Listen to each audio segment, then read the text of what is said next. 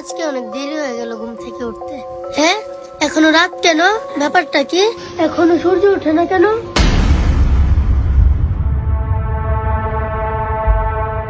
বাবা বাবা, কে কে কে কি হয়েছে মা? বাবা সকাল 10টা বেজে গেছে, এখনো সূর্য ওঠেনি। হ্যাঁ, কি কস? লত দেহি। বাবা বাবা দেখো। হ্যাঁ, সত্যি তো। দাঁড়া, এখনই কোরআন শরীফটা খুলে বসতে হবে।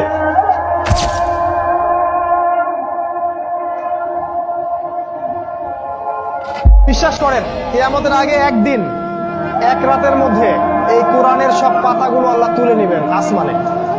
হাদিস এসেছে, কোরআনের শুধু পৃষ্ঠাগুলো থাকবে, কালি থাকবে না।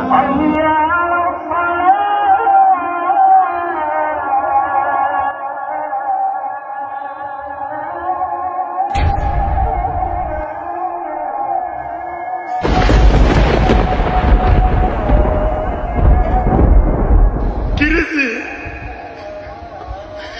কোরআন শরীফের লেখা দিয়ে মুছে গেছে। তাহলে কি কিয়ামতের আলামত শুরু হয়ে গেছে?